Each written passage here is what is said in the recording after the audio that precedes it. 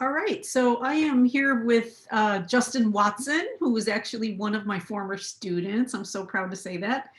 I wanted to do this interview with you, Justin, because, well, for several reasons.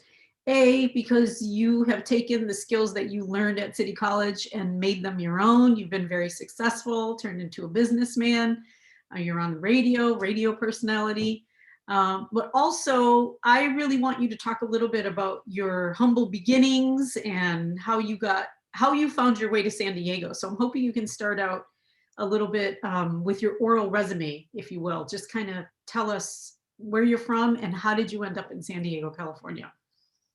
Okay, well, thanks for the great introduction. First off, like you said, I started my career at City College doing the RT VC program, radio, television, communications, and it was a great program. Although I'm not a San Diegan originally, I was born in Michigan, but when I got to San Diego, I found that it was a place that I would like to start my career in radio and in music. And what a career has been, the ups and Well, downs. rewind a little bit and tell us, how did you end up here? What made you come out to San Diego? Oh, I joined the military. Like a lot of transplants here in San Diego, we came out here via military. So I was in the Marine Corps. I joined in 2000, January of 2000, and I did one tour, 4 years. And when I got out, I decided to stay here instead of going back home. And I'm glad I made that choice. Um, from the military, I ended up working, for a company for about 3 years. And then I decided to finish my education at San Diego City College. And that's where it all began. And what would you say were some of the instrumental classes that you took at City that allowed you to realize what it was that you wanted to do as a career? It's funny because I didn't think radio and television communications would be a great influence in my career because I thought radio and television communications were more based off of just lecture classes, not so much hands on. But City College was a great resource in allowing us to have the hands on experience. One of the classes was Intro to Radio, and we were learning, what it was like back in the day as far as radio and what it is today. And, another class was I took a news scene class, which also helped my radio skills. It was a class that basically was student ran, and we were basically a news program. We had students going out getting stories, local stories. We reported national stories, international stories, and a lot of the times I was in charge of the audio. So again, those classes allowed me to gain a lot of skills and it helped me in my radio. That's where you were my student, actually. And we have a lot Mhm. of stories to tell, but not enough time right now in this interview. So you graduate from the program, and you also got involved in the radio station on campus. Yes. Tell us about that. Like I said, San Diego City College again was very instrumental in paving my career. They offered an internship through the radio and television program, and I ended up getting accepted out of I think 10 applicants. And it's funny because after doing the news scene class, the radio station had a position for a news um, reporter. So I started doing radio, um, doing news reporting, and I would have to wake up 5 a.m., get to the station, pull my stories from the Associated Press, mark my copy, or get my reads together, and from there on, I went from the news reporting into the DJing. So it kind of was a smooth transition. Yeah. And I just want to add something. When you were doing the news reading thing, I'm guessing that that was probably a non-paid position. Am I right? Was that an internship paid or non-paid? Do you recall? Yes, yes, it was a non-paid internship. But after the internship was over, I was offered the position, and I think I was doing the news reporting for about 6 months to a year before I moved on into doing disc jockey. So I just want to reiterate that because I think a lot of students see that something is non-paid and they're like, oh, I'm not going to do that. I want to be paid. But in the industry, we always say something like you got to pay your dues. And I think that's part of it, right? Like if you see an opportunity, it might not be paid in the beginning, but obviously it pays off. Would you agree with Oh that? yeah, it was invaluable, um, an invaluable experience because you're learning on the job, and I think the trade-off for not being paid is the fact that you're learning all this experience and gaining all this knowledge. And like I said, it's invaluable, you know. And they've added some classes since you left, I think, the radio department, so to speak. There's been a lot of budget cuts and a lot of classes have gone away, which is really unfortunate. But they also have added classes that are, again, very hands-on in radio, where you're learning software and you're learning, things that you really do use in the industry. So remind me, at the time that you left City, did you have any classes there that taught you how to use Pro Tools or any of the other software that the audio industry uses for real? Yes, they. I also had to take a production class, an audio production class, which I thought I would be a student, but for me, it was a difficult class in the fact that yes, we had to learn from, I guess I want to lack of terms, old school Yeah, versus new yeah. school. The technology gap was very visible because some of the students were a little bit older. They had a hard time adjusting to the digital technology that was put forth. Um, Even in the radio station alone, we're using new technology. We went from spinning records to a digital playlist, and a lot of the more veteran DJs didn't like that approach. They were more used to the hands-on versus the clickety clack plays. Mhm. But it is the industry, so you have to go with it, right? Yeah, we have to. You have to change and move with the masses. Hmm. So, how did you? Because aside from all the work that you're doing in radio, being really a worldwide personality, because the show. Now, let's back up. Let's talk about the show. What do you do for being an announcer, a DJ at KSDS Jazz 88? It is a it can be heard worldwide. So tell us, when can we hear you? What do you do?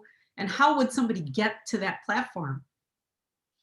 Well, my job basically is pretty simple in terms of you go in, you pull your music or your playlist that you want to curate, and then you sign on air, and it's all live and it's ad libbing. We do have some script material that we have to read.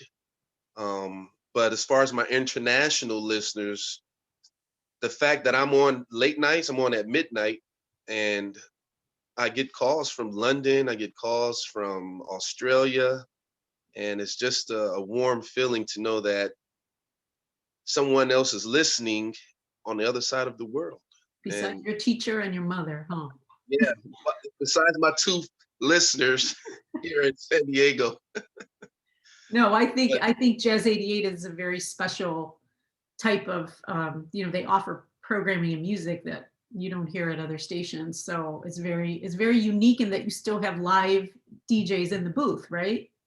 yes, and I want to mention that Jazz 88 is one of the last surviving jazz radio stations in the world, aside from your, new age jazz and contemporary jazz. We play jazz music from the ragtime era on up to the Renaissance and into today's era of jazz. So, and it gives you that feeling of accomplishment because most radio stations have a program director that chooses the music for you, and your job is just to read and play the songs that they select. At Jazz 88, we are very hands-on with our music. We have over 40 DJs that select their own style. I'm more of a rhythmic jazz, I guess, more neo soul jazzy artist, the DJ that plays artists from eras of the 70s and funk jazz, and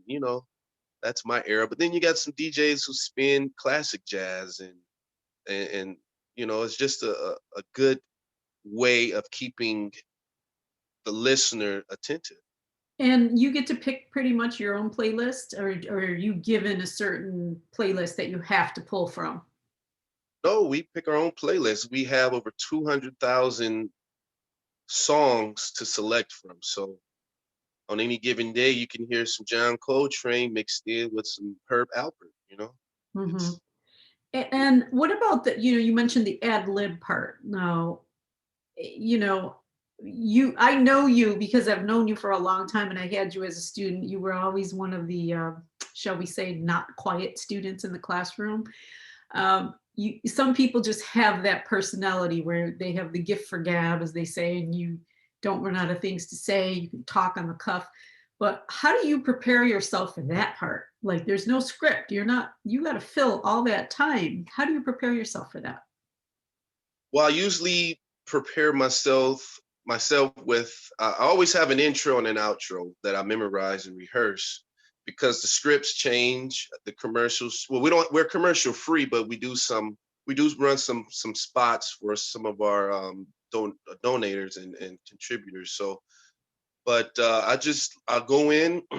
I mean, I use the techniques I learned in radio and television communication classes. Just read your scripts out loud, you know, make sure you have them well rehearsed and know your information because sometimes you might not have the script in front of you and you have to ad lib. And those are times where the ad libbing definitely comes in handy. There's been some times where I have the wrong script and I realize it 2 seconds right before I go on reading it. I have to ad lib. So, yes, it's definitely a part of the job. You have to be able to ad lib, you have to have the gift of gab, and you have to be personable. The listener needs to hear you smiling when you're on the other end. They need to hear your happiness, and at times it's just a great experience to be able to have the listeners write to the station and say, "Oh, Jaywat, I love your playlist. I love the music you play," and it's a good rewarding. It's a very rewarding feeling aside from the $50 paycheck. Yeah, that's another thing too, is the salaries have come down quite a bit from radio personalities, TV personalities. It's not like it was back in the day where people were really, really making a lot of money. And Yes, of it's course, now big. you can almost do your own show at home too, right? That's where the technology comes in. I believe during this pandemic, we were shut down for almost a year now. We just went back on live. We were doing programming, but now we're back live on air. But we're only in phase one, and phase one is basically um, we're going to be running from 3 p.m. to 7 p.m. I believe, only 4 hours a day for a while, and then we're going to go to phase two, where we'll start going Monday through Friday from 7 a.m. to 12 midnight. And then the third phase would be fully implemented back into our routine. So Hmm. I think I'm going to be in that third phase because I'm midnight. I'm on midnight. So And you like that shift? You a I night love guy? You love that shift. that because the night shift, you have a little more freedom as to what to play. The morning listeners are a little bit more older, mature, so they have their style and their go-to. But I'm more on the night side. We play a little bit more live jazz, more upbeat. Um, Different genre. Hmm. yeah, Well, let's talk a little bit about the other thing that you do in your life, which is producing music. You're doing this interview from your own studio in National absolutely. City right now. So tell me, how did that happen? What kind of performers do you represent and produce? And tell us how you got into that. It started, well, music has always been a big influence in my life. My parents were big music connoisseurs, I would say. My father, he threw a lot of parties, and so at a very young age, music was always a part of my life. Um, One rumor in my family, and I don't know if it's true, but um, there's a very famous singer who has been rumored to be my grandfather. So trying to figure that out. But That's a I good won't say, team. yeah, I won't say this the singer's name until I confirm that information. But for sure, I got into the studio business because I realized that I had a skill that I can use in other ways. And like you mentioned earlier, the ad libbing, the gift of gab helps in the studio industry because some of the clients that I work with need a little guidance. They need a little help producing their records. Also, I do book readings. And it's funny because when clients come in and do book readings, they have to tell me their story because they're the ones reading the book so they can make it into an audible book. So when I'm listening to them, I have to try to tell them the same thing that you told me. Smile when you're reading a happy part, you know, frown when you're reading an angry part or a sad part, just so you can portray that emotion through your you know your speech and what you're reading so that the listener can stay attentive, the listener can have an imaginative idea of what you're talking about because again, they're not watching you visually, they're listening to you. So you have to be able to grasp that image and create that, you know, that picture and that imagination in the listener's mind. So yeah, I it wasn't all even aware that you were doing that. So yeah, that's great to know because that's commercial. popular too right now and another source of income. I've done a lot of commercials too, believe it or not, for solar panel companies. They'll reach out and ask if I can, you know, put some music behind some of the videos that video footage they send me, and then sometimes I do voiceovers as well. So it all A lot goes of hand in different hand. areas. Yeah, that's wonderful. I didn't even know that. But for the music producing part, you also perform too, right? Because I've seen photos of you and heard some clips of you actually on stage performing. So what do you do on stage, and how did that translate into you actually producing other groups and other performers? Um, just the fact that let me connect my charger here. Just the fact that coming from Michigan, of course, Detroit, you know, Motown. So I got into the producing because it's another form of income, of course, and at the same time, um, I think I have that musical glitch in me that's trying to get out somehow. Performing on stage is very rewarding in itself. You know, you put in the hard work, you put in the time, the practice. You know the five P's: proper preparation prevents poor performance. So just maybe it's in the military in me as well. I don't know, but it's a lot of things that I do. I find comfort and happy. I'm happy doing the things I do. And the what you do on stage again is rapping, singing, poetry. What do you do when you perform? Yeah, no, I rap for sure. I'm a rapper, a MC.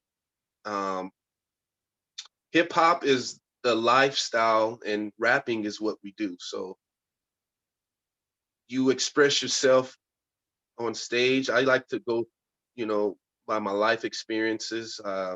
You know, growing up in Detroit City, it was a rough city, but at the same time, there was a lot of love and a lot of character, and I think that it still shows through me. You know, Mm. but yeah, being a rapper is very it's hard because it's a very popular genre now. So everybody is trying to, you know, become a superstar overnight, and you have to put in the hard work. 12 years I've been doing this, and I've been I've had some success, but I'm waiting for that Grammy. I need that Grammy. And I plan to be there, let me tell you. Hmm. So i- at this point in your career, can you see yourself doing anything else? And what else would you like to accomplish? I think well, I when I was in the military, I took culinary arts, so I have a cooking degree, culinary skills. I would like to open a restaurant one day, and I also would like to expand my nonprofit organization that I began 3 years ago. I mentor at-risk youth and troubled teens and high school students as well. So I had some seniors who were doing an externship at my studio, and I did that for about 3 years. But since the pandemic, I haven't been able to get back on top with that one. But for sure, What is the after name of your radio, nonprofit? What is the name of it? it's called the REAP program. It's an acronym for Recording, Engineering, Artistry, and Production. And Awesome. basically teaching life skills through music to these at-risk youth and troubled teens. It helped. It for sure helped guide me. I wasn't a troubled teen, but I needed direction, and music gave me life skills. Simple. Well, I'm really, really, really happy that we had the opportunity to do this interview, not only because I love to keep up with what a lot of my former students like you are doing out there, but there's a lot of things you just mentioned right now that I really didn't even know that you were doing. So I'm really proud of you where where you are and all the things you're doing, and really wanted to give some hope to a lot of the students that are going to watch this interview from who are taking classes at City, and also just people uncertain about what skills might help them in their careers for communication. Well, LC, I like to call you LC. You were very instrumental in shaping my career. You pushed me. You didn't give up on me even when I wanted to, and I still have that email. Maybe you can show your class the You can famous read that at email my you sent funeral out to someday. everyone. But Yes. yes, you know what I want to say is, if you don't want to start over, don't quit, don't give up. And I think that's been the motto I've always lived by. Don't If you don't want to start over, don't quit or give up. And I have a long ways to go, and seeing you move around, you do a lot as well, Laura. So I mean, I'm trying to catch up. That's all I. Ah, well, but that was really, really good advice. And again, I'm really, really proud of where you're at. And one more time, tell all the students and anybody else who watches this, where can we hear you, see you, watch you?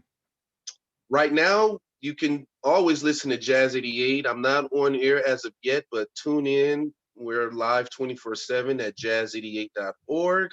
Or if you're in San Diego, just tune to 88.3 FM. And if you want to reach out to me, send me an email or inquire about, you know, my studio or things that I can do to help, you can email me at jaywatproduction@gmail.com. That's JAYWAT production, no S, jaywatproduction@gmail.com. And I'll be happy to reach out and help. All right. Well, thank you so much for taking the time to do this. And of course, you and I will continue to stay in touch as we always do. That's right, Laura. And don't forget, our class, I think it was the 2011 class. That's your all-star class. Do you realize how many of your students are doing big things Yes. now? And I love to see, I love social media and I hate it. But the thing I love about it is being able to keep up with everybody and see what everybody's doing. It's That's really, right. you all give hope to other people that dream about doing some of these things. And that's why I wanted to do this interview. So thank you so much. I appreciate it. That's right. All right. Much love, Laura. Thank you. And I'll talk to you soon. Okay. Okay.